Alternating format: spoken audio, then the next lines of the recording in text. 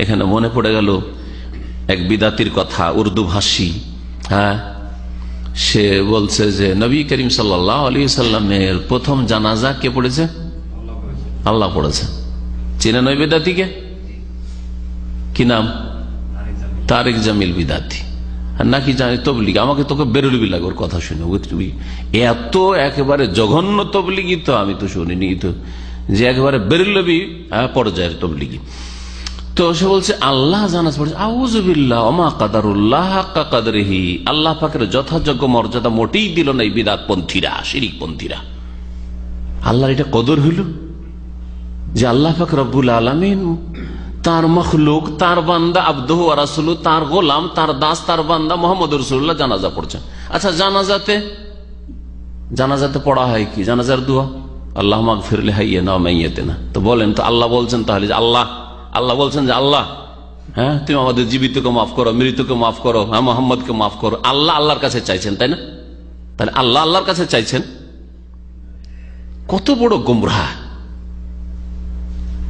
আর গোমরাহর পাশে কারো বসে থাকা সহি আকীদার লোকের এটা মারাত্মক বিপজ্জনক, এটা বড় ফিতনার কারণ। গোমরাহর পাশে একজন গোমরাহকে আমি পাশে বসিয়ে রাখবো আর আমার সাথে ছবি উঠবে, এটা দাওয়াতে ইসলামের বড়ই ক্ষতিকর জিনিস। লোকেরা ধোঁকা খেয়ে যাবে যে যখন সহি আকীদার মানুষ মতিউর রহমানের পাশে বসে আছে তখন এও মনে হয় কিছু ইসলামের খেদমত করে, ইসলাম ধ্বংস করে, ইসলামী আকীদা ধ্বংস করে। আর মূর্খ সমাজ তো বুঝে যাবে যে ইসলামের খেদমত করে।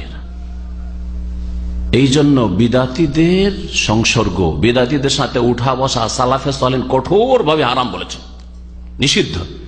আর এই বিষয়ের উপর আলোচনা, আমার এই অবস্থাটা দেখার পরে ইচ্ছা হয়েছে আলোচনা করা জরুরি যে বিদাতীদের সাথে আমাদের উঠা বসা করা কি জায়েজ? কখনো জায়েজ নয়।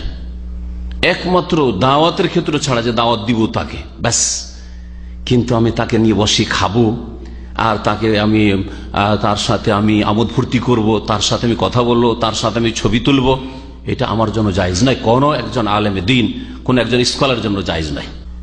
আল্লাহ পাক আমাদের সকলকে বুঝার তৌফিক দান করেন।